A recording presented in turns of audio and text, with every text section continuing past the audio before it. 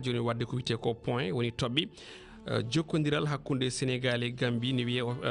coopération sénégalo-gambienne ene wayno noon on ɗo rendez-vous arno tigui ko sembitindi kono kadi e ɓeydade sembitindi walla tekkinde hakkude ɗen leyɗele ɗiɗi ɗi ganduɗa ɗi ko caggal duuɓi nogas e ɗiɗi tension hakkude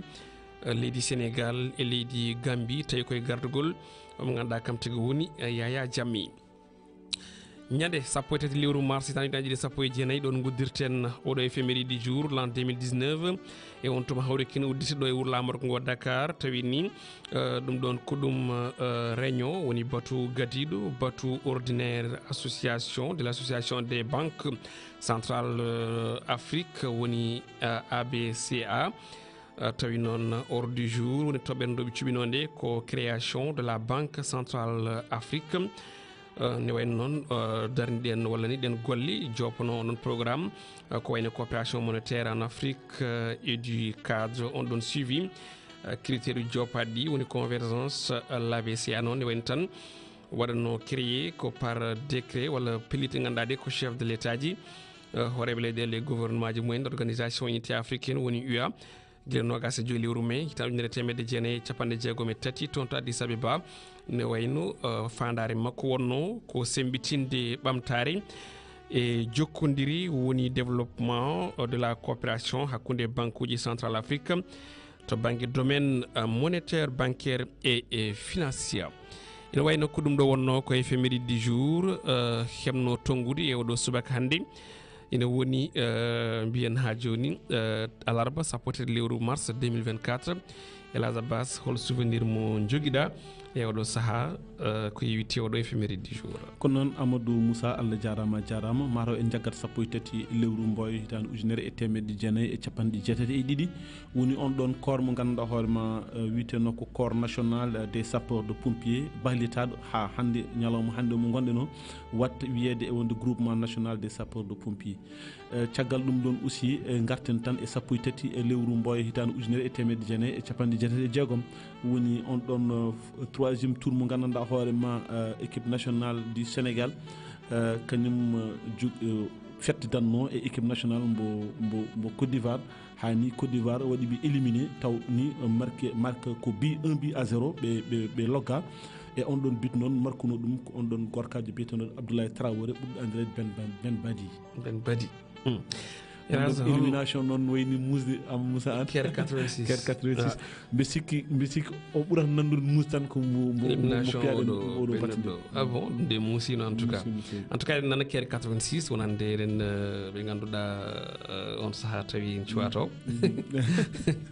donc eɗen mbiya eɗen nana Kere 86 surtout inde Jules François Bocandé ene ɓuuri hen artude no fewi surtout aɗa à l'époque Jules François Bocandé pratiquement kanko kam o jeeyano ke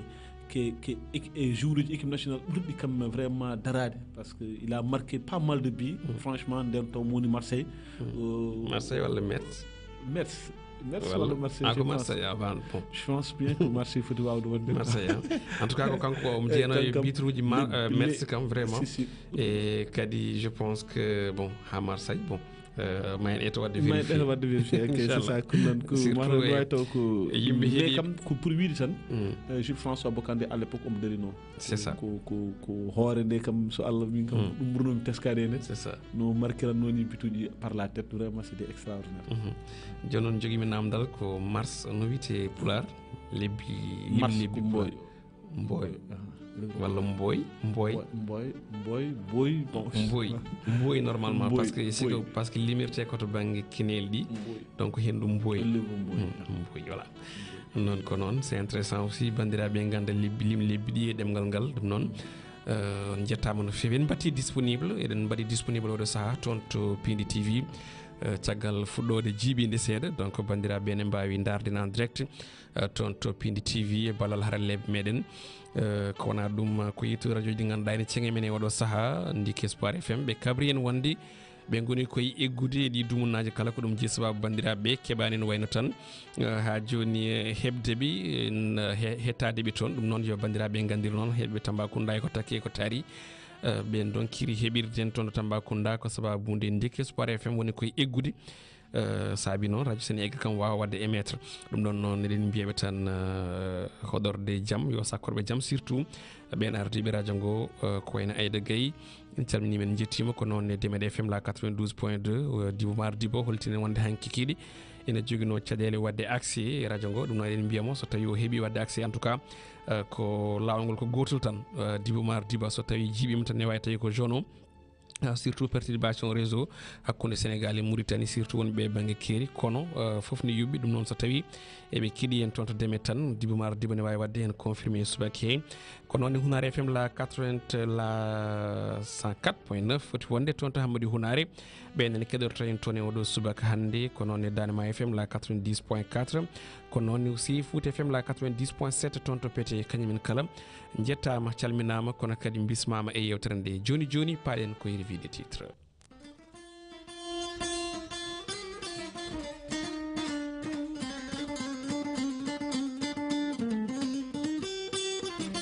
Piindi radio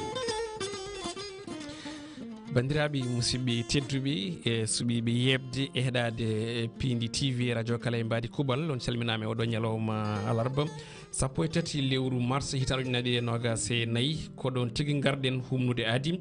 woni yettinande on jayde leydi Sénégal koɗi dawri e oɗo subaka hande hemnata hen ɗum koye Lazaba Sare Lazara time jayɗe 13 hol jayde puɗɗorten ko noon Amadou Moussa Allah jarama haade men fuɗɗade hay cayde o alay saago ganden holniɗi dawri Amadou Moussa jayntenkoɓe gaari e dawrugol campagne gonaɗo kono kadi holiɗi candidat ji jaynenkoɓe gaari hen kono ɓe garti aussi e Ousmane Sonko heptude droit ji muɗum civique woni so welama o wawi wodde ñande nogas ne lewru mars nduɗo kono kadi jaynenkoɓe garti e toɓɓe kewɗe ganduɗa ina tawe e nder jayɗe e oɗo subaka hande kono noon jayde enquête holno dawri kañum ko nden uddita damal e oɗo subaka hande alarba ɓe mbi ko présidentiel 2024 forte pression sur Amadou Ba manam tan ko pression mawɗo woni hande dow hoore Amadou Ba jani ko ɓe ni mbi ɗum jeeyi sababu on ɗon candidat e coalition Benno Bokk Yakar ene wayno tan yowi candidat muɗum hanki gam ruttade ga e wuuro lamorgo ngo Dakar ne wayno noon kanko hoore makko ni habde ɗum wonde yo équipe o heddo toon to Tivaouane e ko taari kanko noon o yaaha o yindira e mawlidi ndi e oɗo jamma beɗɗo kanko candidat noon ɓe mbi tan o hucciti koye gueddere yoga responsable uji alliance pour la république saliɓe ɓe wadde muyele mayo gam ha joni candidat on ɗon Amadou Ba e wiide jayde nde kono noon jayde le quotidien le quotidien e oɗo subaka ne wayno wi ko campagne walla campagne du candidat do Benno Amadou c'est Ba seul kanko Amadou Ba ne wayno tan mona haaɓe kanko goto tan woni hande o fitade no janenkoɓe ɓe mbiri ɓe mbi ko APR naɓe gaccimo ne wayno noon o noddita ɗo e wuuro lamorgo ngo Dakar gam yewtere hakkude makko e mawlidi Macky Sall mbi noon ko étape mbo Louga kam e Saint-Louis o waɗanoma annulé woni dirtanama ñalawma hanki o ɗin konngudi sifaji kala tawi hello jeeɗiɗi nden jayde witende quotidien le quotidien kono noon jayde le témoin le témoin quotidien e oɗo subaka hande ne wayno kañum ari ɓe mbi tan de ko survie de la majorité présidentielle manam tan gam oɗo majorité présidentielle wawa dadde ɗi sumgoji tijjaɗi Amadou Ba e Macky Sall ma jewtit ɓe mbi ko la dernière chance aujourd'hui manam tan ko ɗum fartangi e battidiɗo wonande ɓe oɗo ñalawma hande ɓe mbi noon kono janenkoɓe gaari yeddude konguɗi ganduɗa ɗi ko jaltanode hanki ɗi ɓe mbi ɗo yimɓe mbiyanno wonde ko Amadou Ba woni baɗaɗo convoqué tawi ko chef de l'état noddimo janenkoɓe mbi ala ko kanko tigui Amadou Ba suuɓi artude ga e Dakar gam yewtide mawlidi Macky Sall gam ha joni yewtidde e makko beele omo wawa hebde soutien makko total soutien président de la république kono kadi e jogo e ɓen ɓe ganduɗa kañumen goni lundiɓe mo e oɗo saaha e nder alliance pour la république donc Amadou Ba waɗaka convoqué e wiide jayde nde tawi ko mawlidi ndi waɗimo ala ko kanko suuɓi artuɗo e wuuro lamorgo ngo Dakar en tout cas jani ko ɓene jañi hen e helmu men tati nden jayde witende le témoin jayde source a nden ɗon ne wayno arti koye titole ɗiɗi cuɓiɗen haalde ko ɗiɗɗe kala gadortoɗen ko on campagne électorale jani ko ɓe mbi ko Amadou Ba ene wayno tan heeɓi ko tolni 16 maire tawi noon o heeɓi ɗum ko toon to diwan département mbo Tivaouane ɗum koye jillu makko toon hanki canki to banggue noon oɗon campagne mbadi kuuɓal Bassirou Diomaye Faye saabi ballima wadde embouteillage monstrueux ton to Rufisque ñalawma hanko hay hunde yahata to bangi otoji sababuni on don convoi mbo capantati véhicule Idriss Seck be mbi ko lamdo tumum roi chez lui Khalifa Sall kanyum non ari ko ha joni hebi kanyum ne ha joni jabbungal e saha korka wulka no jane ko be mbi Ali Ngouille Ndiaye kanyum ni jabbama jabbungal patam lamiwal titone wonnande ne wayno ko be mbi ko laamu ngu ne wayno tan laamu ngu jaggunomo moddinimo wonde terroriste tumimo kala inde musnde kanko Ousmane Sonko hadimo ni jeede songoji présidentiel kono kadi ne wayno be mbi ko don e don ene wayno leader de Pastef o hebi ha joni fartangi heptude droit mudum civique sabi janen ko be mbi ngam rabikinade ko pauvre Ousmane Sonko kono non jayndo observateur nde groupe Futur Média nde odo subaka handi arti ha joni e Macky e Amadou Ba be mbitande ko heure de rapprochement ngal don pelbundaral ene way sabadi ha joni batondiral be don dido kala mordordo ne wayne tan ha joni be mbi souterrain ko yewtete ko les ko président ina hucciti e défiance din cadre mudum parti e alliéji mum manam tan ben nyongubi juude cali nangorande halabta cero Amadou Ba ina wayno non be mbi ko hakkunde on don sen mo ganda ko médiateur et rencontre programmée hakkunde ben don worbe dido kala on don ka Amadou Ba non yiddu men tan ko yo wadi ko wiete ko rupture manam yo taddiral wot hakkunde mabbe ben lundibi en tout cas dum woni ko jane ko be jaanyi hen goddum ko tawete hen ko secrétaire général du parti PIT interview vérité de Sambasi tiagal limogeage mako e gouvernement o wi woodi ko hunde yewtude e nder on don remaniement ministériel hunde gandande o wona jabo dum o arti amnesty e wiide mako tan on amnesty din ko nguddi sunno kanyum tigi saabi wadede mo limogé kono kadi soutien mako e Amadou Ba tawde Amadou Ba fof ene jiya itede mo gouvernement kanko Sambasi mo PIT ko ngoni mako ne jaaje hello joyi nder den jande groupe Futur Média jande la libération ndenari réintégration d'Ousmane Sonko et liste électorale du Sénégal manam wattede inde makko e doggol liste électorale du Sénégal manam no pamer ton Ousmane Sonko ene wawi wodde caggal nde o harano dum be kolti wonde ko agent judiciaire de l'état kanyum tigi rewda don kanko Yero Moussa Diallo bami pellital wasde tigi ha joni waddi on don prouve en cassation ali wentu non witan hande o ina dameni jaltal Ousmane Sonko e Bassirou Diomaye Faye e meilleur délai e ko fayarde en tout cas din ko ngudire jaaji hello jeedi den den jandi witende e libération bés bi le jour den ari koy on don walla bien bés bi le jour ko den tigi ari koy état du Sénégal be bi ko wadi désisté en tout cas mayn ngar on don prouve mudum tonto yeso cour suprême yowde dum be bitande ko sukara korka ngam Ousmane Sonko sukara kor pour Ousmane Sonko be bidan ko professeur Ahmed Ndiaye bi ko Ousmane Sonko ne wawi woddi so tawi ka yidi ñade nogasene lewru mars direct news nden don wari ko namdal bi ko Ousmane Sonko ne wayno artirame e doggol liste électorale du Sénégal holtan ko Macky Sall jogori hen hebde to bangi gartam ko dum point d'interrogation janen ko be ne janni hen en tout cas e hunde hewnde ene hen on don cohésion sociale kono kadi réconciliation don hani so tawi anka report wadi mbele Ousmane Sonko e Karim Wade kala ne mbawa jeeyede din sumgoji mo be mbiyata hono sumgoji ha joni sumgoji mo moni fof wawi hen jeeyede tay ko podde hen jeeyede en tout cas din ko ngudi jabuji kala ne tawe hello tete e nder den jandi witende direct news jande las quotidien ari koy programme uji ko ganda kanyum tigi woni din candidaji jamobe le follamu sumgoji nogas nay mars 2024 golle sukabi dum buri hen wawde teskede be mbitande ko regard croisé de 4 candidats manam tan kongude programme uji nayi pottoji kala saham be ganda be ko beedo candidaji nayi Amadou Ba Bassirou Diomaye Faye Mohamed Boun Abdallah Dionne wondude Mamadou Lamine Diallo mbo tekki din kongude kala ne jaaji hen caravane mbo pur Ali Mamadou Dia re wayno tan dilini Yeumbeul Sud ko non jani ko be mbiri Boun Abdallah Dionne kanyum na yehi tonta awobe be o wi mo mumtu on don accord de pêche mo yowdum en tout cas so tawi ari pouvoir dum non ko jani ko be kebi hemnude en hello mabbe jene den jani witende las quotidien Dakar Times den ari koy natal Idrissa Seck ndamal de Kadior be mbi ko programme de développement économique de Idrissa Seck un pacte pour transformer le Sénégal un pacte mo ganduda ko dum tigi woni ko inri on don programme mako ka tay gilen fon jigo firtata pewon jigo firtata ha yetti on don C walla E kanko yiɗi sek noon ɓe mbi tan de ha joni ko lelni on ɗon programme ngam lidde leydi meɗen Sénégal ko ngudi makko ne jaaji hello jeegom e nder nden jayde Dakar Times jayde l'éveil quotidien ari ha joni koye nannugol walla ni baylugol koppereje leydi ndi itta ɗum e franc CFA adda ɗum e inde wonde woni on ɗon monnaie local ɓe mbi ko Khalifa Sall jabtima Bassirou Diomaye Faye ɗin jabtuji kala ene jaaji e nder nden ɗon jaydi Mohamed Boun Abdallah Dionne candidat ko coalition makko wiyete noon wiide makko tan ha artisan ji ɗin ɗon ina wayno tan ina poti wadde ko wiyete ko mise en œuvre des chantiers de Macky Sall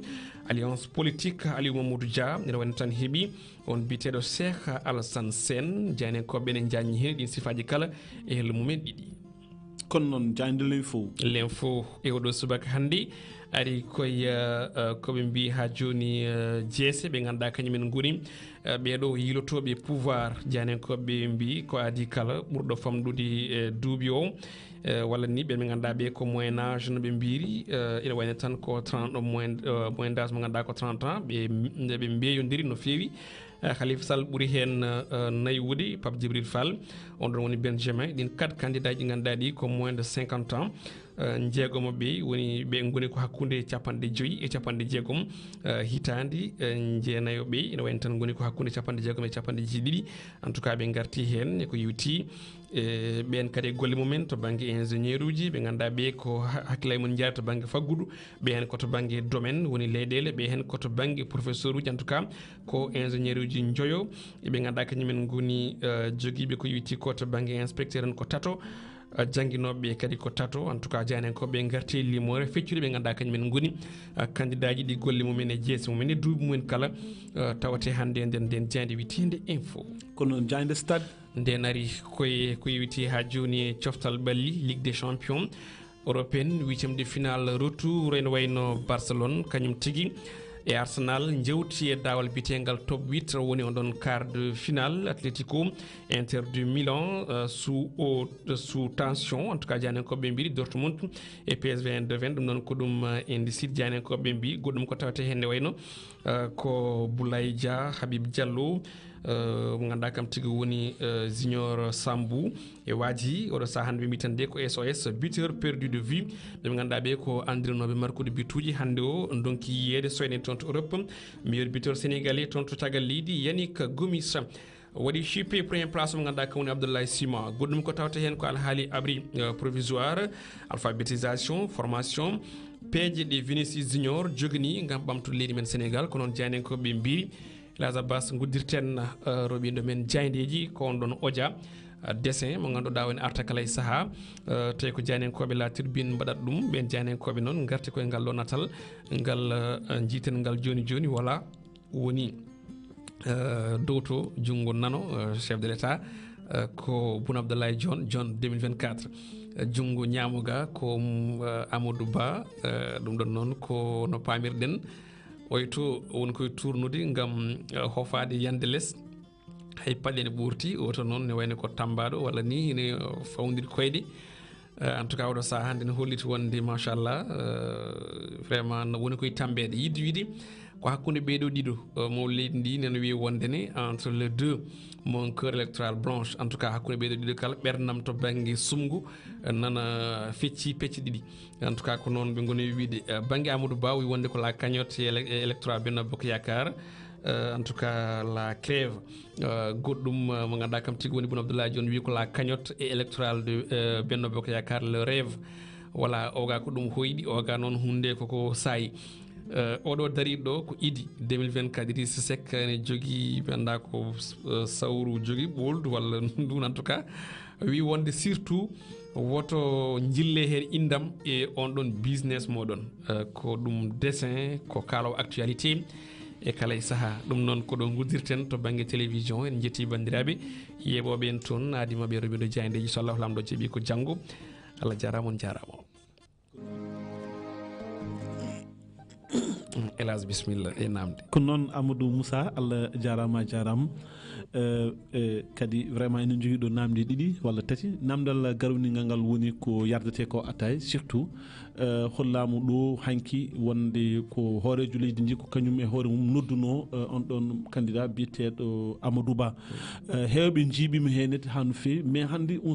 il paraît que jayde ɗi ɓuuri hen artubi hollidde wonde wona hoorejo leydi ndi nodduno Amadou Ba mais ko Amadou Ba e hoore muɗum yinno wadde tête à tête hakkude mum e hoorejo leydi ndi ɗum holko mbawɗa famminde hen yimɓe ndiwi ɗo ni Elhadj Abbas en tout cas eɗen kucciti e jaydiyankoɓe vraiment ummiɓe pour wadde déstabilisé won e yimɓe ɗum ɗon ko fof jaydiyankoɓe ɓaddiɓe pouvoir ina mbaɗa déstabilisé ɓe ganduɗa kañumen goni wonɓe opposition jaydiyankoɓe ɓattiɓe opposition aussi ne mbaɗa déstabilisé wonɓe e pouvoir te ɗum jarani hay hunde par ce que jaydiyanko koko janggi ne andi ko janggi ko ne andi ko foti ko hormade onon éthique et déontologie diwama ɗon saabu hanki won jaydiyanke lolluɗo nanaɗo e leydi ndi wi wondene ko Amadou Ba natti wonde candidat Macky Sall eggi fayi toon to Boun Abdallah Dionne en tout cas ɗin haalluji foof gaari te alors ko sa ƴeewi ala hen fof ko gonɗi ala hen fof ko gonɗi et franchement par ce que kabruji laaɓiɗo ƴogɗen ɓattiɗi chef de l' état ɓattiɗi palais de la république mbi hande o ko hande mawɗo leydi ndi ɓuuri jogade soutien omo ganduɗa kam woni Amadou Ba en tout cas kabaruji ɓurɗi ɓaɗade galle lamorgo to naam ene woodi dariɓe beltaki e choix Amadou Ba ɗum hay goto yeddani ɗum tawi ko koye mawɗe e nder lande APR tawi kadi ko yimɓe vraiment nanaɓe e nder lande APR te ɗum feeñi aussi e campagne o ɗum hay goto yeddani ɗum kono yaade ha wi wondene candidat mo ganduɗa ko cuɓanoɗo o chef de l' état darima wi wonden on natti wonde candidat mo ɗum ɗon ko ɗum campagne de déstabilisation fewde e on ɗon candidat Benno Bokk Yakar te mbiɗa sikki aussi ɗum ɗonne kadi aussi ari tan ha joni ko sembitinde wonde waɗi ko journaliste uji partisan et journaliste uji opposant mboɗo ero jayniyankoɓe en tout cas surtout kala meɓe mbaɗowo analyse yo waɗir analyse no famiri surtout yo waɗir analyse kadi aussi no wonirni gonga woto nan tol tan mbiya takket yaade ha jomum jooɗo e plateau waɗa live muɗum ne haalano wi wondene gonɗi Amadou Ba natti wonde candidat président de la république enen fof eɗen gandi hakkille jaɓani ɗo yarte hande ɗo en tout cas ɗo wiyete heddi balɗe sumgoji hono 24 mars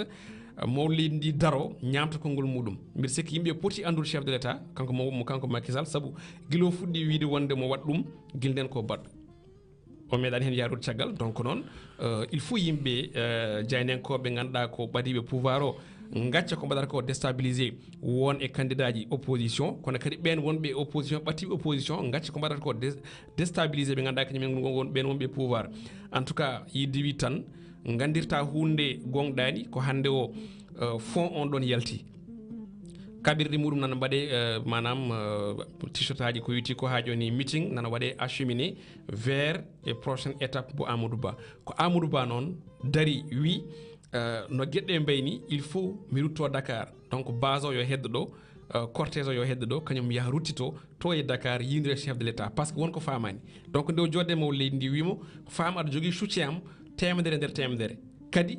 so jojji min mami tello e terrain o kadi ɓen ñonguɓe juuɗe maɓe tawte e nder terrain o donc mi sikko ɗo neɗɗo wawi haɗande bandum ko heddi ko noon mataw ko ɗum hawluji goɗɗi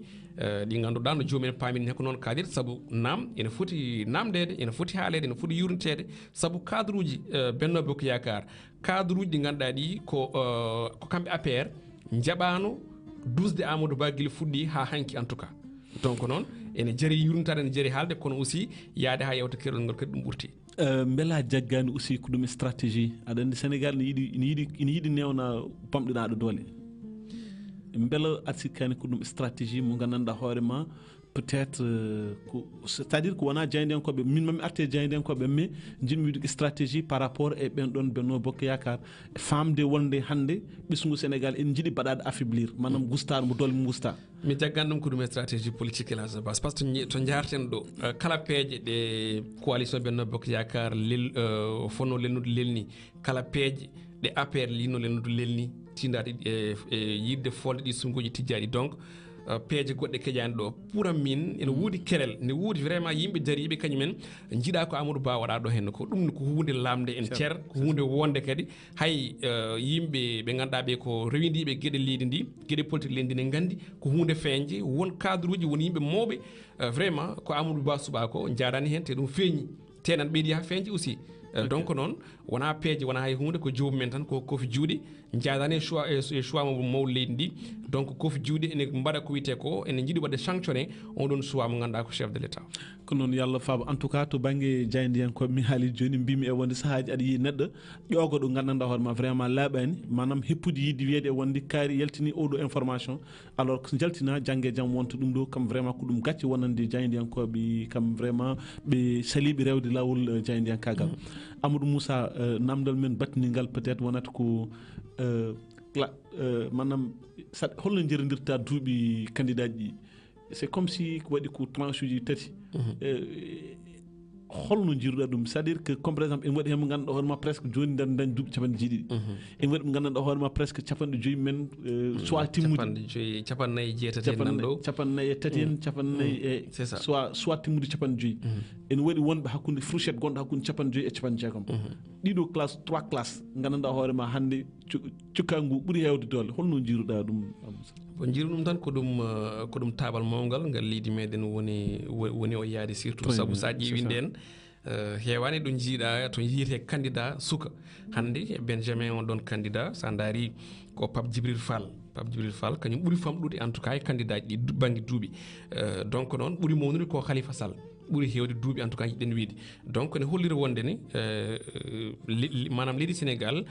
cukagu ngu nana ɓuura ɓattitade en tout cas fotay chef de l' état o ɗum ɗon ni feeñi vraiment e oɗo élection kadi sa daari Anta Babacar Ngom aussi hay sinno tawi ko manam kañum rewe Pape Djibril Fall to banggue manam Pape Djibril Fall koye makko rewi to banggue duuɓi donc sa daari ko suka aussi kañum ni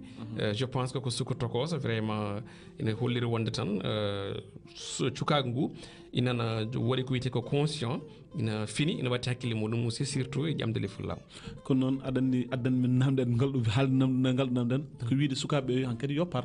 par ce que gandi vraiment leydi ndi ene sohliɓe donc te aussi en jii kadi vraiment ɓeɗo sukaɓe dokkiri exemple baɗɗo fayida wadde noon yooɓe par vraiment ɓe keblonno e leydi ndi ɓe ganda leydi ndi ke wattinto ke juuɗe mabɓe Amadou Moussa Allah jarama a jarama elage golle ma jooɗi peewi wonno ko revide titre ko sifa e kelle gadane jeeyade leydi Sénégal yadude en namde Lasa Bassar joni en jokkat programme men jokkirten ko Olel mbedda noon ene wayno eɗen kewno arde hande dawrugol woni politique kono noon kalten koko yewti ko e lewru korka tedduno ndu eɗen gandi woodi hen natɓe guila ñande altini won hen kadi ko hanki puɗɗi talata o ɗum ɗon noon ko luural ngal ganduɗa en teskano en teske kala e saaha ene sikkano noon ngal luural kadi ma saɓor walla wasa wodini e ndeɗo hitande kono ɗum laataki iwdi ngal ɗo luural e holko saabi ngal ɗo luural e holno foti waɗede ha ngal luural iwa en namdima won e ɓesguli ɗi ketɗen koɓe jarti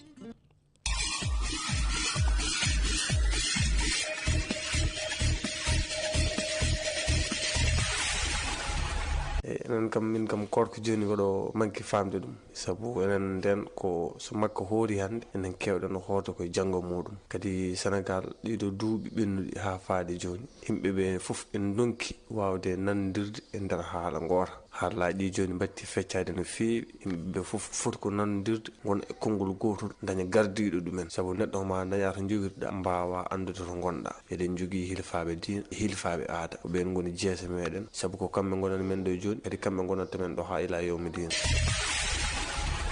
Sénégal ɗo astronome ji sax haali ka lewru ndu kam waɗata visible donc horugol kam wona obligation e menen e wona yimɓe kam si belama rewa e makka mais makka kam wonani Sénégal Sénégal kam toujours kam ko noon tan heewi watte ɓe koore hande ɓe koore janggo mi anda noon tagui yimɓeɓe wonɓe hono noon kono min kam kaldema ɗo mi hande mi hoorani min ko janggo hono koore walla hoore ɗum ɗo e Dakar mi anda ɗum holko tagui ɗum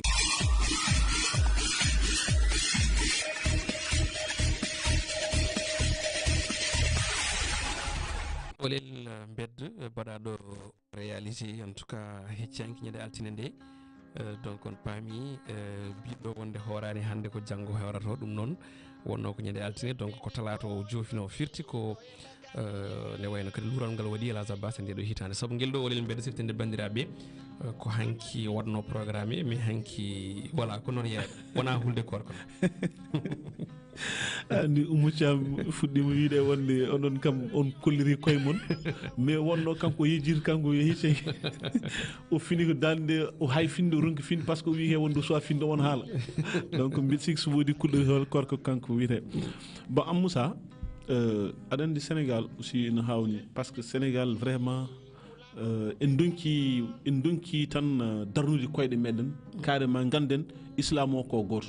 ala islamuji ɗiɗi c'est ça donc ɓayde enen ko Allah subhanahu wa taala yamiri e wonde so lewru yiyama yen koor so yiya ko woten koor vraiment enen poti jogade quand même ko hunde ganduɗa hoore ma vraiment enen fof enen poti hen basade ganden ko ɗum ɗo poɗɗen wadde mbaɗen ɗum mbasen vraiment ñande foof wiye e wonde hande Sénégal naaɓe feccima pecce tati ɓe koori hanki ɓe koora jangga ɓe koora ɓaw jangga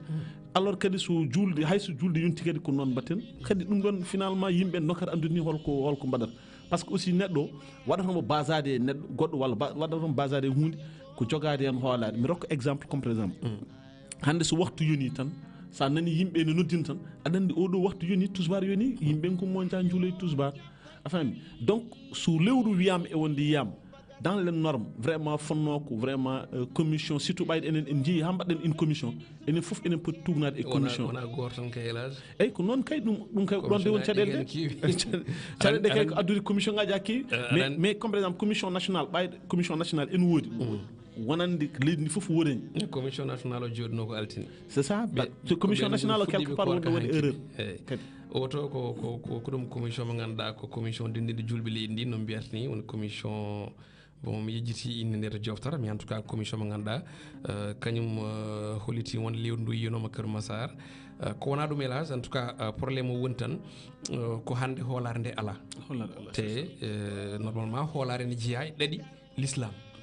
c'est à dire sa yin mbi noon ko so tawi gonɗo Fongo Lembi wiyama lewru ndu yiyama toon so tawi gonɗo Touba walla gonɗo Madina Gounass o walla gonɗo Ndiassane o walla gonɗo en tout cas Yoff walla gonɗo Tivaoune o yaani wiite ko ɓaade ɗin galleji diine mawɗi korani yimɓeɓe kofat juuɗe mbiye korani so wona ɓen ɗon koori donc manque de confiance on ɗon ene lombi ɗon kono kadi aussi sa ƴeewi banggue goɗɗo wonto jomiraɗo joom mbaɗe bawɗo haale nder Qur'an wi wondene ko so tawi ɗum ɗon foof jiiɓini so ɗum ɗo foof jiiɓorima on yo neɗɗo accu ha yiya hoora walla ha jiiya taƴa walla ni ha mo ganduɗa ɗo oɗon mo kooliɗa ko wi yi hankkadi ne fofoti koye dow hoore makko elle mbiɗa sikki base mo yimɓe poti hutorade o ha mbawa yaltude ɗo luuri ɗum ɗon woni hande ko majji Elhadj eyyi addan men nden ɗon majjere foof ko jogade yimɓe sertude mbiya e wonde min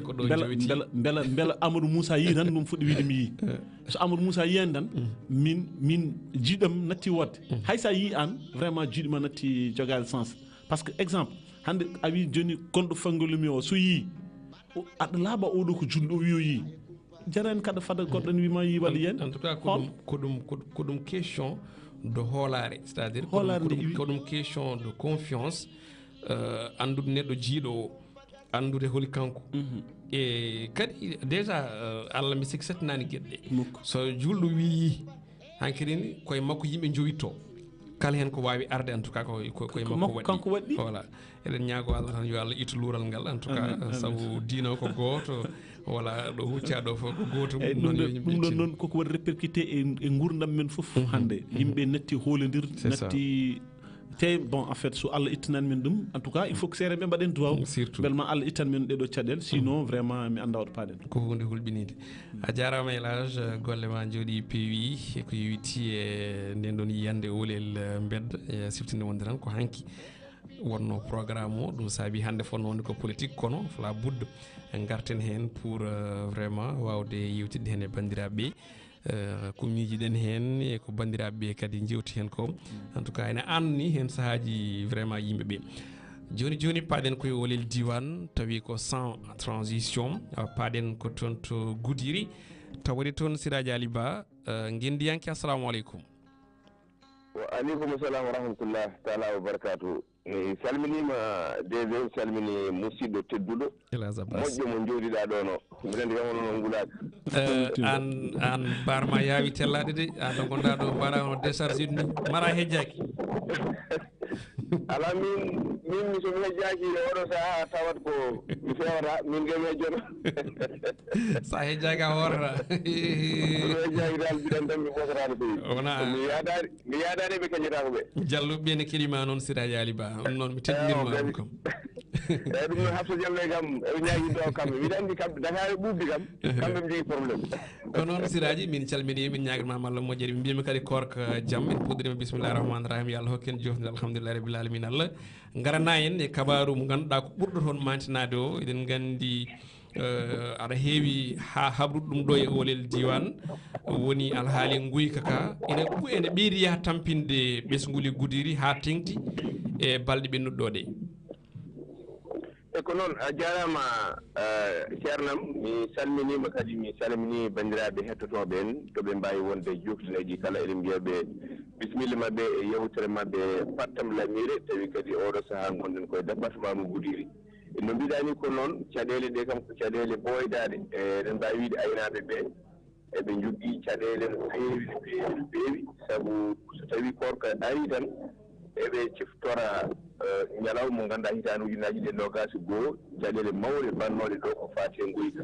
eɗen mbawi wiide kadi hanki walla mbiyen hecci hanki ɗum ɗo kadi watti hono ɗen caɗele bannoɗe kadi ɓe kefti ɗumen kono eɗen mbawi wiide ɗeɗo caɗele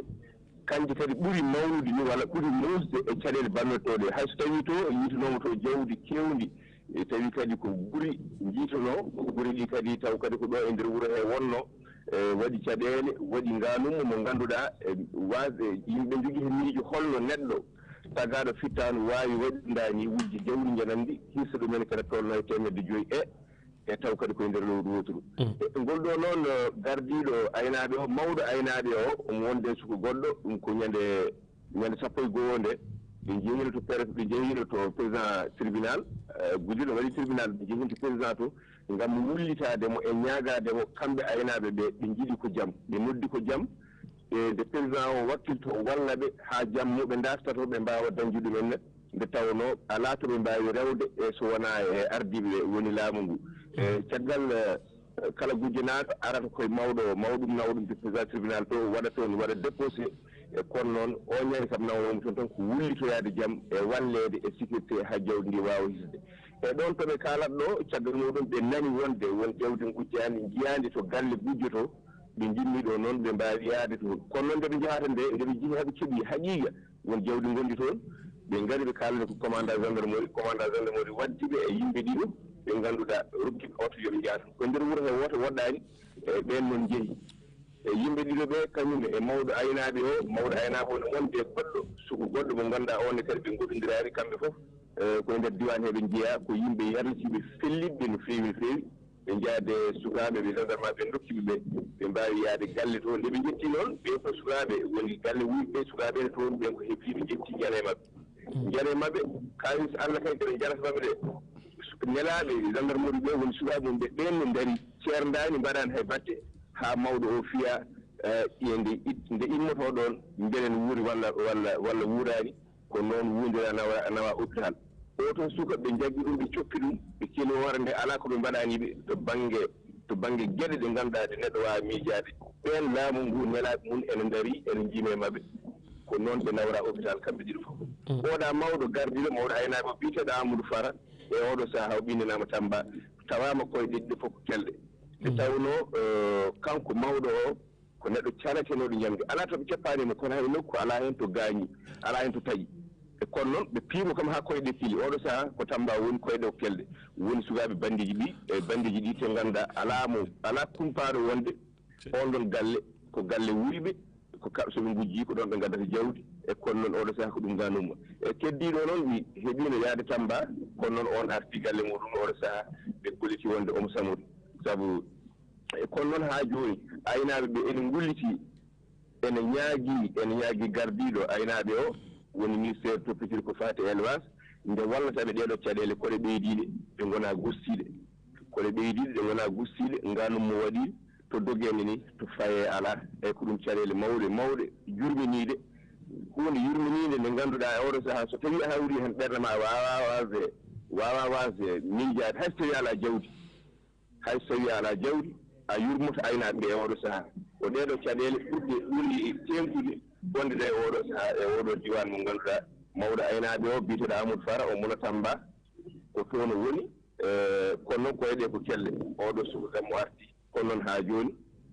min nanaani heen hay batte min jiyaani hay réaction goto baɗaaɗo ko ɗum caɗeele jarno ko noon ɗum noon a jarama Siraji Ali Ba elle aynaɓeɓe kadi aussi ko enen mbaɗi erago fewde laamu ngu ha tengte jagorɗo tambiɗo gueɗe gaynaka leydi Sénégal nde darantoɓe saabu e wiide mabɓe elle ɓe tampi no fewi oɗo saaha eyi no mbiɗani ko noon aynaɓe ɓe ne mbaɗi erago e jagorɗo kalfinaɗo ko fate gaynaka nder leydi Sénégal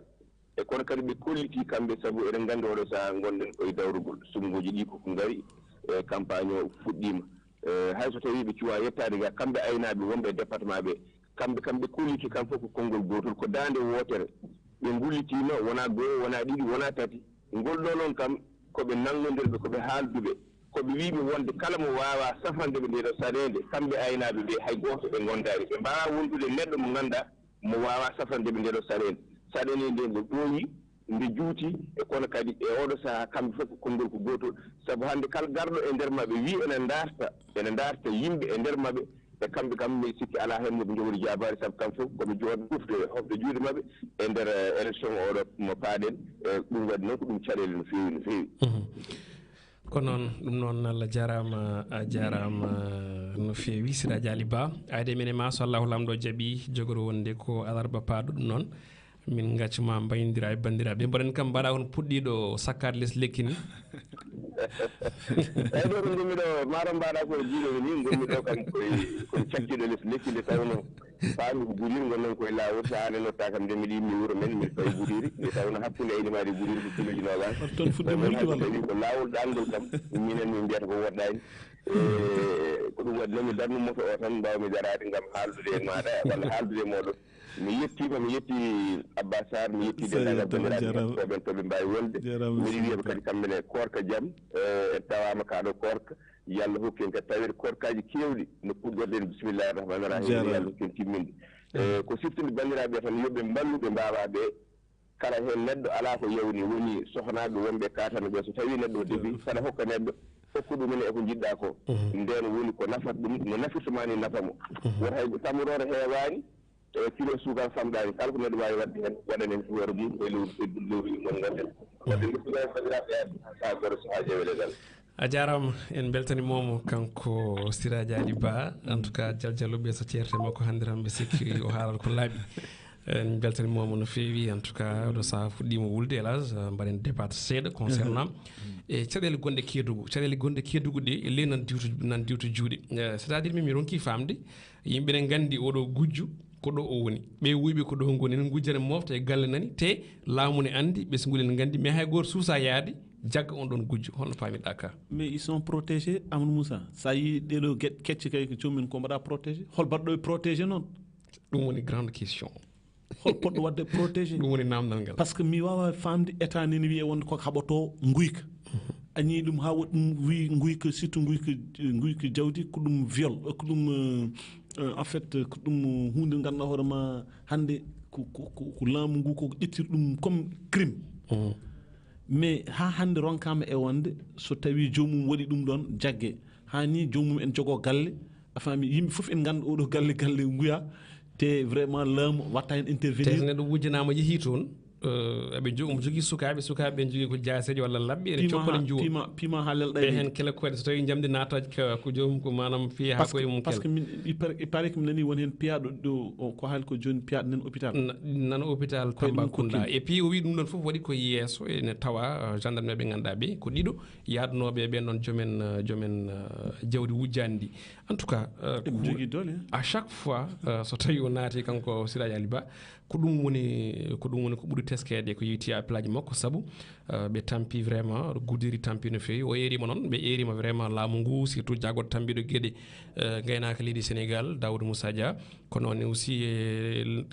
jaggoto tambiɗo gueɗe kisal nden ko leydi Sénégal sabu onne kadi aussi junggo mum ne hen jeeya ɓe balla ɓesguɗi ɗi vraiment nde tawno ko hunde ganduɗa nde vraiment ene tampiniɓe so Allah no fewi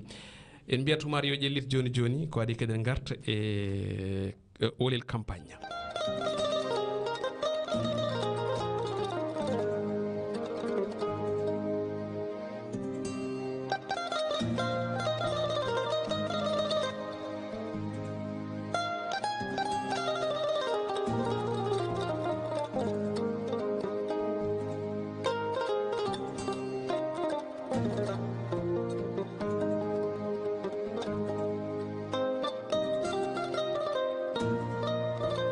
a jarama Oumar Diop yadude hen Oumar Diop Sow on beltanama no fewi jokkiten programme meɗen ko roguere men witede Olel campagne eɗen gandi guila ñande campagne o fuɗɗi garɗen eɗen gara hen e kala saaha Olel campagne noon ina wayno hande eɗen baddi ko wiyete ko collaboration woni jokkodiral hakkude meɗen e jaydiyankoɓe ɓe CJP woni convergence internationale des journalistes pulaarofone tawi kala ñande jamma so yi ha woni 22h on ɗon journal de campagne ina waɗe e nder on plateforme CJP on journal de campagne ɓenna ɗo à partir de hande e nder saktirde moɗon Piindi radio e yewtere muɗum witede Olel Piindi journal de campagne ko joni joni garten.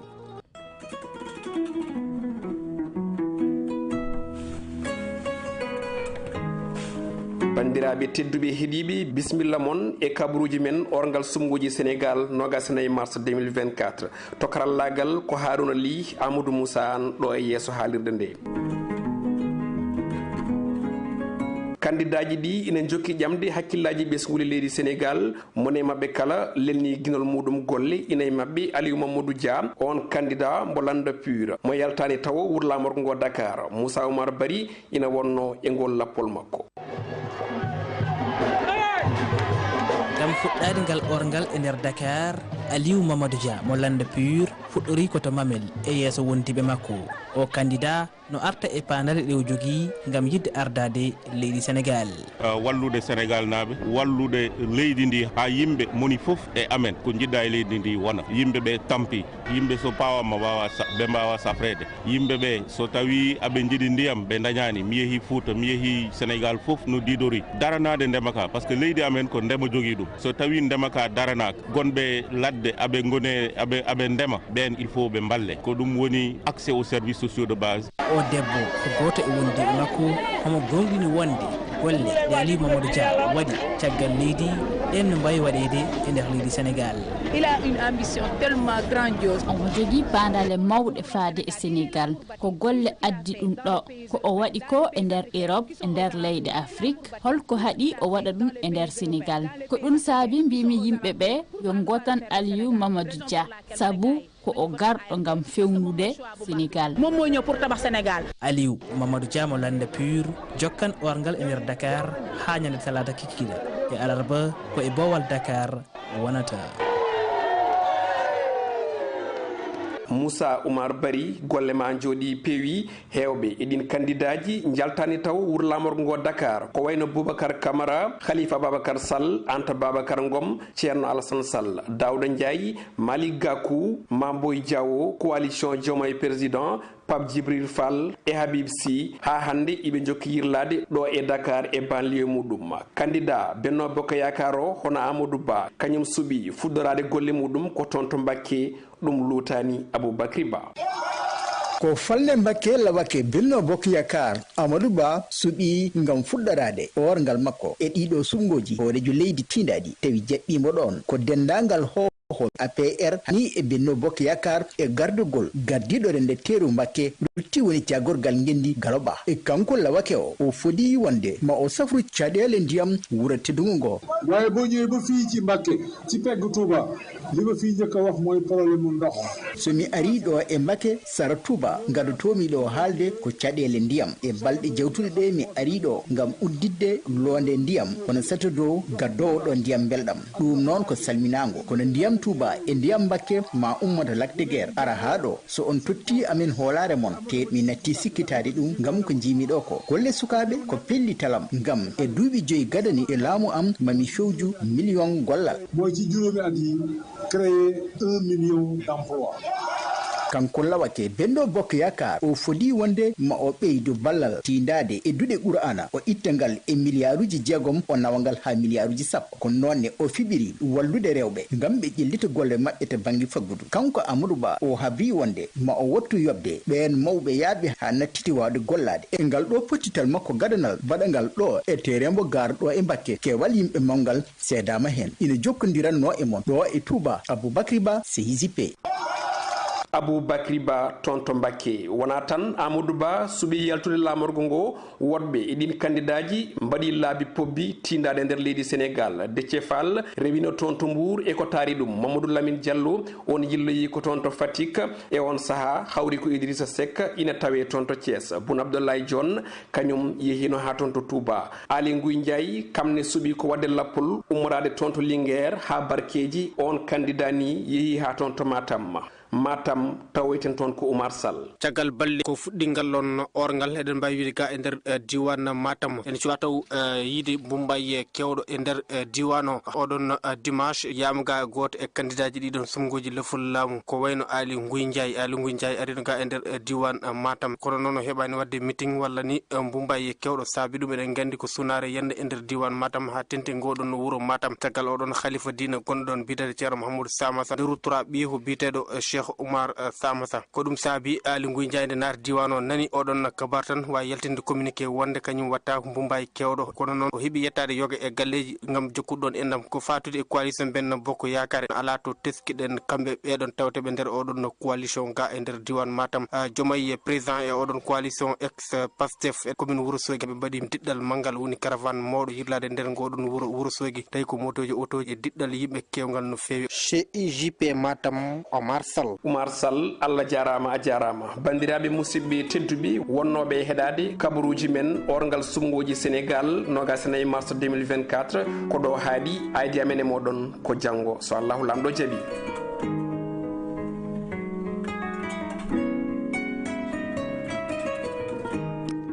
ko noon wonno ko journal du campagne Olel campagne so on jiiɗi tawi ko collaboration jokkodiral men et CJP Convergence internationale des journalistes pularophones tawi ni jubbina e 14 régions du Sénégal fof kala jamma journal de campagne on journal de campagne eggine kala subaka so Allah jaaɓi fawde ɗum ɗo en e nder Olel Piindi subaka tawi ko on Olel campagne fandare nde ko hemnude bandiraɓe andude holno gueɗɗe cifori en tout cas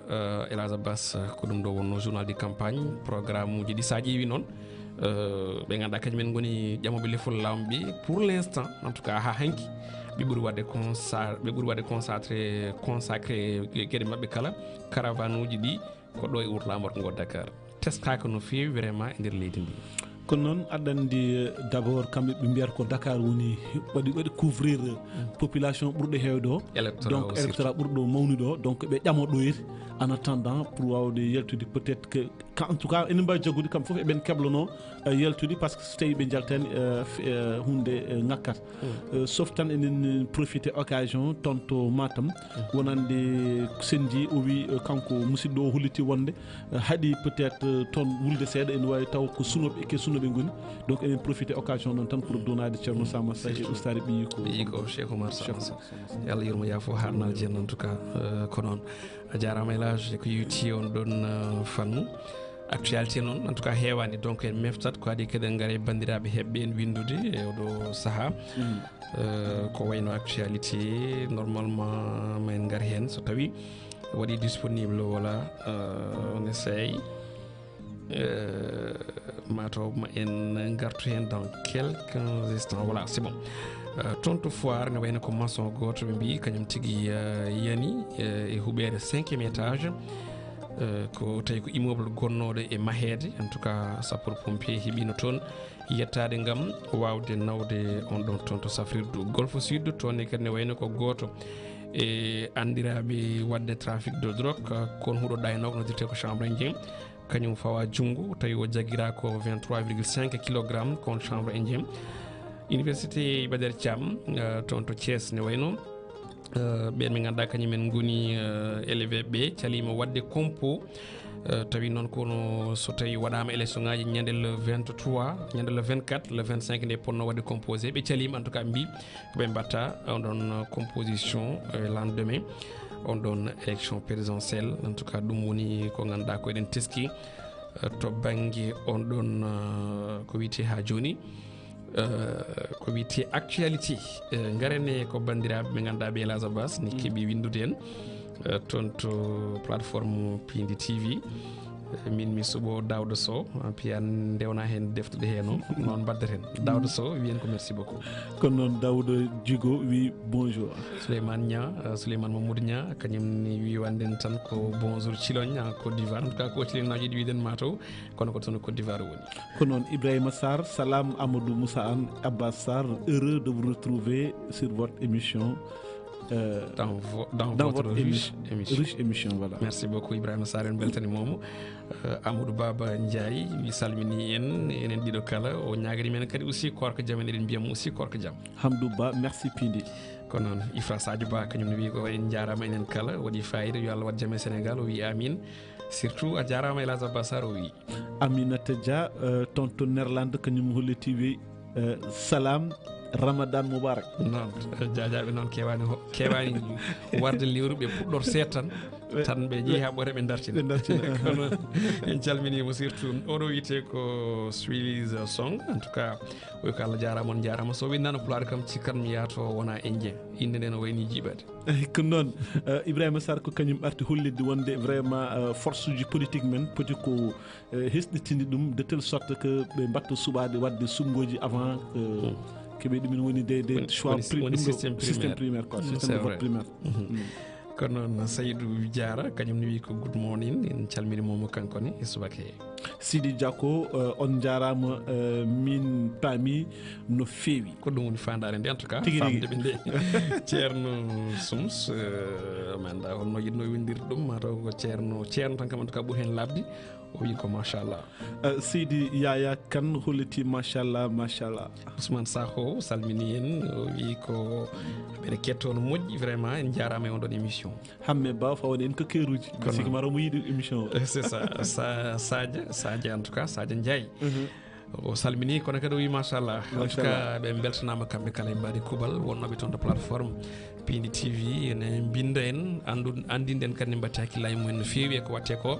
78 158 81 05 walla toon te Skype Piindi Espace FM jiyande moon e actualité jiyande moon tigui e ko haalaɗo henno ko tawi alda e propagande alda tigui e ko wiyete ko waɗande campagne candidat muɗum honno mbiɗon ɗeɗo balɗe kala 78 158 81 05 walla toon te Skype Piindi Espace FM ɓuggol ngol udditama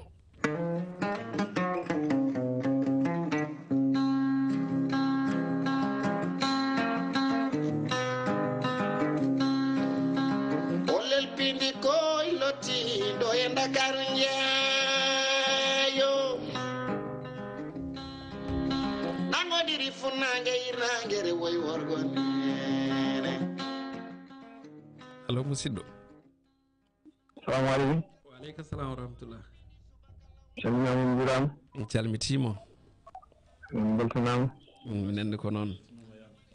mawɗum alhamdulillah sangot mbiyama kadi koko min ka yo Allah kadi walluɗen kadi no mbewruɗen ɗum amin ya rabbal alamin hokka en kadi cellal kadi e senda amin jaɓa en kala ko wawi kadi gollede hen amin ya rabbal sangot to ɗum ɓenni minen radio amen ngo ɓe ronki jokkodirde mum min ganda hol probléme o tofiɗo joni korka dari ko min keɓani on e batte radio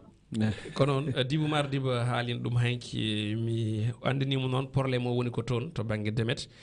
donc wona ga par ce que ɗo min ɗoɓe ƴoganno ɗo ha joni wenduni woni ndiyam waɗi ndiyam de kono ko welta ko noon min paami wadde tan haalama ɗo toppil inchallah a jarama sangote min beltanima on tan on jarama no fewi min beltanima on jarama ko fidèle auditeur no fewi yewtere nde vraiment wona maire Elage waɗimo ambassadeur Piindi noon en beltanimomo kanko e dendagal bandiraɓe waɓe hono makko en kala e kuuɓal saabu ɓe joni 78 158 81 05 Piindi Espace FM toon te Skype so tawi won jetti toon war donc ko ƴettene 78 158 81 05 allo assalamu aleykum waaleykum salam wa rahmatullah jam fini mon yawur no mbaɗɗon e koorka alhamdulillah no wonda o ko harunnoto men bosiyaɓe bisimilla ma haruna mi salminima weltinimon kadi min yafnimon ñande nde waɗi petimo seeɗa o mbiri interdit quoi ala basi ndaw eyi waɗa tan hakkille feewi wa hakkela ndaw eyi voilà jimi wi ɗon tan min beltimin no feewi e kabaruji he jarama ndaw eyi hamin ñagono moƴƴere toujours yo Allah waɗani jaɓani foof amin ya rabbi amin eyi banggue kewɗo kadi to hudirtono siraji ariba no wirni amin ya rabbal alamin vraiment ɗum no laamu ngu no feddoraki hen darde tinde eyi ɓawi ɓe gollitima premiére fois deuxiéme fois ha troisiéme fois ɓe gollitima laamu wallani ɓe gonga eyi min sa jour goto mi haalini ɗo ɗum no mo goto mbimi population e jeunesse o foti ko ummade ɓe kaɓano ɗum tigi eyi hunde noon so ɓurti juuɗe ma noon a yii laamu wallanima eyi poɗɗa ko darade darde tinde anne kaɓaɗa e ɓen quoi lawol eyi ndeɗo jimita juuɗema tan ene waɗa hen ko wela tan elle ko ɗum jeeyi ɗo jeeya eyi ɗum noon ɓe foti waɗi ɗum ko haɓɓere wotere foti wadde kamɓe wawa gudirinaɓe ɓe eyi ɓe kaɓano wajiɓe ɓe jaaɓe gulɗuɗo laamu wallani ɓe yo kaɓano wajiɓe sénégal fof eyi min ko ɗum jimi hen c'est ça ndaw mi salminoma weltanimon min beltanimama jarama no fewi haruna ndaw toon to weedu bosiyaɓe en calmini tokara men ne toon amadou an e nene muɗum ni wiyene ramat dia calminiɓe no fewi kamɓe e galle diadiaɓe foof e mbaɗi kumat Piindi espace FM radio jabbon jetti assalamu aleykum waaleykum salam babakar kanjum di sonano tan sa ɓaaƴi laamu ɗo so yeeƴimama alay saago waɗa kalɗa seydi si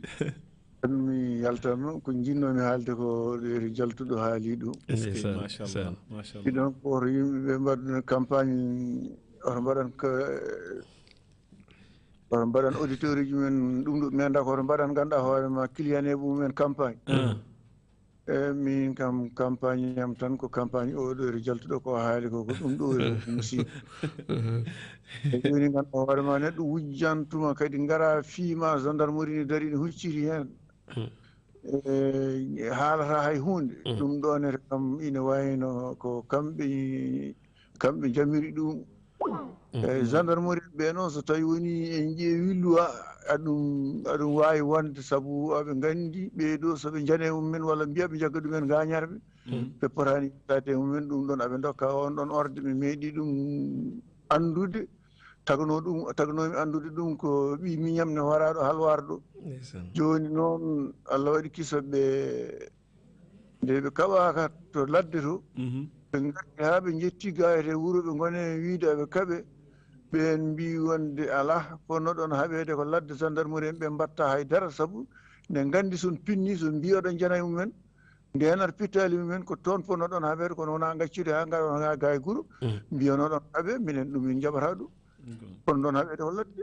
barɗo ɓinguel moɗon o so jiiɗi mbaronmo kono noon kay wona ciri gaɗon ha ga jettoɗon gayre mbaɗa ɗum minne guila nde ɓe resgol ɗon konngol e fittandam he mbeɗa andi kamɓe ɓeeɗon koɓe mbaɗi ko ɓe ndeni ko fittali mabɓe ɗum mi feldataɓe ɗum tawde mi nanino ɗum to kono noon ko wi ko kanko oɗo jaltuɗo kamɓe ɓe ko kamɓe beela tawde ɓe gandi ɓeeɗo ko wuyɓe jawdi ndi ko jawdi mabɓe nawa jawdi mabɓe tan ne nawa te ko nanɗon e ɓuuraniɓe wonde worɓe e bon yoɓe umoɓe daro galle ma jarama baba Moctar Ali Sy en beltanimamo toon dowlaji dentuɗi kamɓe kam ɓe goni koye jamma taw kamɓe kam ɓe cuwata o natande korka kaɗo ñalawma oɗo 78 158 81 05 allo mawɗum yettere Allah jam tan alhamdulillah machallah hol musidɗo to noddirta Abdoul Aziz Lam Barkatu Abdoul Aziz Lam Barkatu bisimilla ma Lam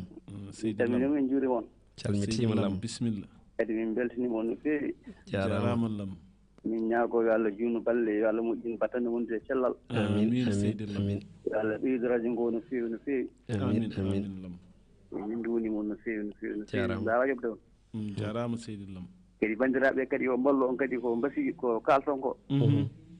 ko tentinton ko kadi bandiraɓe kadi yo mbattu hen hakkille no feewi tigi jarama on jarama kadi ɗo jarama lam beltani mom Abdou Aziz Lam toon to barkatu hetorto en koye Hunare FM la 104.9 barkatu noon waɗani barkewi mbaɗa andi so ñawli seeɗa waɗat jippiɓe maayo ngo oto banggue maayo ko waali jantang Piindi Espace FM toon to Skype won jettiɗo he Oumou Thiam ari jam waale mon waale jam ono kam to gonnoɗon hanki kaali tawade mon haalde min kaali kay mbaɗande min kalande tawka ɗani to ɗani hanki golle mbimi Abbas golle puɗɗa ko boni onon de on jaawi loode de min nanima hanki e holno pinirɗon min toñi on toon min jaafimama mbimi hay Malick Oumar Libbul Samoro on ko marine mo onon ay ɗum on mbaɗani eyide on calminama kadi on beltanama jewte mo mbaɗi fayida calmitima Seydi Thiam moƴƴeralle mon jewte mbaɗi fayida inchallah jarama Thiam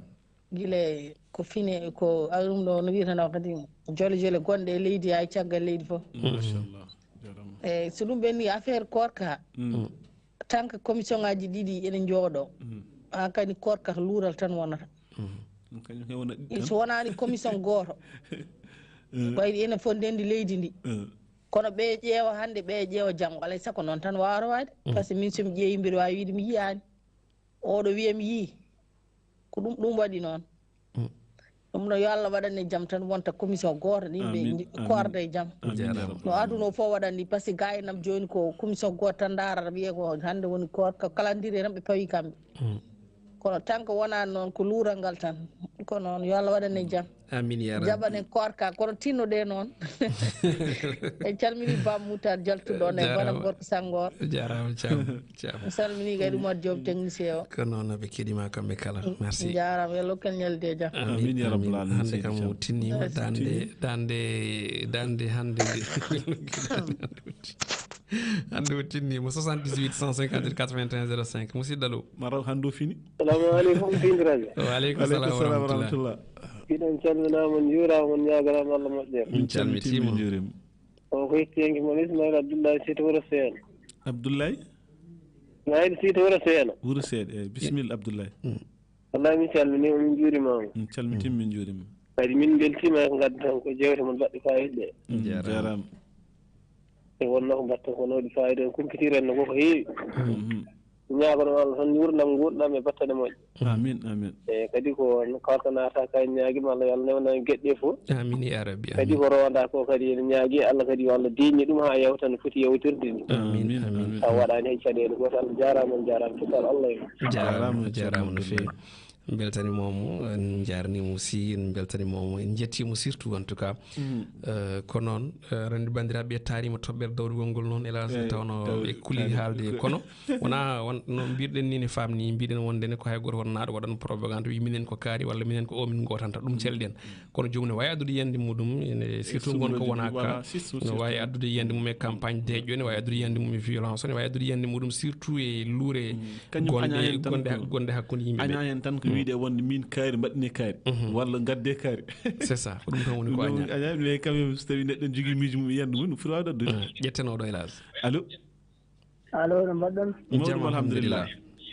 tabarikalla yettudallah hol musidɗo hol musidɗo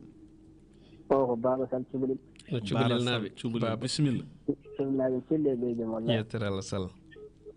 salminima an salminima Sar min calmitima Sar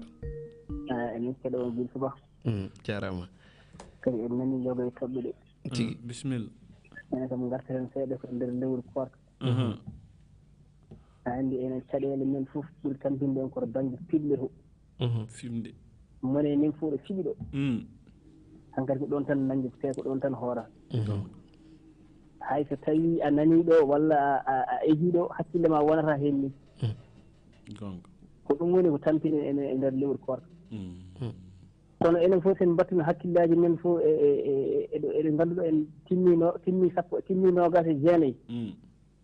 hankkadi nogas jeenayyi kam lewru kam ene haasi yiyede ɗon kono won caɗele ɗe ke mbattata hen hakkillaji men hunde ɗon sa wattani hakkille ma ɗum yawata lerandema hay wadde ɗo fimnumade hunde ko ɗon tan nanggata seydi Sall yo Allah waɗanen jamma hen e rena men amin ya rabbi Sall jarama en beltani momo kanko Baba Sall toon to Cubalel heto tan koye Fouta FM normalement la 90.7 ƴetten dernier auditeur toon tes Kaybelage. Assalamu alaikum. Assalamu alaikum Elage Abbas Sarr e Amadou Anne ko musidɗo mon Ibrahima Sarr e salmini on mi juurima on salmini dendagal heɗitoɓe Piindi radio Seydi Sarr bisimilla kadi waktuji mon gasidi jalɗon jafoɗon hakkella bisimilla jinnomi artude min nomi yahde politique to taw gonga jinnomi artude min koto gueɗe jurminide badde toon to Goudiri ɗe par ce que probléme aji mbaɗi ni vraiment ne foti tournude hakkillaji men enen fof hay sino wona toon koɗɗen neɗɗo kamɓe toñaɓe mbaɗi fodde mabɓe ɗum woni ko Allah yamiri ko sa toñama ya gollitoɗa to laamu laamu a yi to laamu ari hucciti e ɓeɗɗo toñɓeɓe ɓe duttima kadi toñima lawol ɗiɗaɓol anani so waddema agressé pima gajma laamu derriére ƴeew waɗi fof les deux gendarme là ɓe pour waɗede poursuivi ko gonga par ce que ɓe mbaɗi manquement e ligguey mabɓe e mbawi rewrede comme complicité saw ɓe jii ɓe ne piye ɓe mbaɗani hen haydara wonan kam no nanirɗen ni ta noon min kon nanirmi ni tan kaldami e ɗum ko goho e ɗiɗi en même temps e mbawi rewrede kadi ko refus d' assistance à personne en danger woni e salade fabade neɗɗo mo ganduɗa gonɗo e caɗele te a waɗi fartangue wadde eyyi ɗum ko ɗum ɗon so ɓenni neɗɗo goto galle goto fotani annude wuuro kala walla diwan kala mbaɗi a yi a wullitima gullirta o a waɗe haqqille ma on jaɓani walludema galle goto kay ɓen maîtrise ɗumen ne weewi so ittama jogui ko labbeji walla mi anda holɗum yo wajiɓe yo forme groupe goto jeune uji taw ko suusɓe gara mabɓe jamma ane jene mabɓe piyaɓe haɓe ɗaata kabɓaɓe taw noon mbarani ɓe gañani mbaɗa mayɗa après duuɗumen maɓe gandu gonɗo derriére kadi laamu nden ma arreke golle mo définitive wona ɗum ko ni tan min gurtateɓe jaa e amde belayde jalɗon jaafoɗon mi haɗa ɗo henna mbiyam kadi Ramadan Moubarak jalɗon jaafoɗon kadi atte jarama Ibrahima Sarr en beltanimomo toon to leydi France en jarnimo no fewi en tout cas ko ɗo kaɗɗen to banggue yewtere nde dokkodiren bandiraɓe yaadi janggo so Allahu lamɗo jaaɓi yewtere mabɓe Olel Elage Abbas holko mbanirtoɗa bandiraɓe eyyi ko weltanade dendagal hettiyankoɓe men walla yeeɓiyankoɓe kala te mbawi wonde nder dundu babadamo kala mais également aussi ko weltanade kadi artude tan seeɗa tan no mbiruɗani nani woteɓe doggo dawrugol ngol surtout yoɓe gaddu jande ɓe jogui en keeɓe kaala sauf tan ko wor jomum wiide wonde minen ko kaari minen ko kaari ɗum kam vraiment en mbiɗen len ɗisi tongudeɓe seeɗa donc en beltanima dendagal bandiraɓe kala en jarnimoɓe yo Allah waɗan en jamma ha janggo so gueno ñawi amin Elage a jarama no fewi en jetti to karallagal radio Oumar Diop toon to télévision joguine régie o ko Oumar Diobbo Sow ko noon e caméra ɗi ko Djibi Dieng jetti caktiɗe cengiɗe men oɗo subaka hande kamɓe kala e mbaɗi kuɓal adi moon e Olel ko janggo 8h30 so Allahu lamɗo jaaɓi ko ɓoyata yewtere moɗon witede holno pinirɗon Malick Oumar Ly ekip muɗum ma gar kemnano on ɗum yo en gon e jaam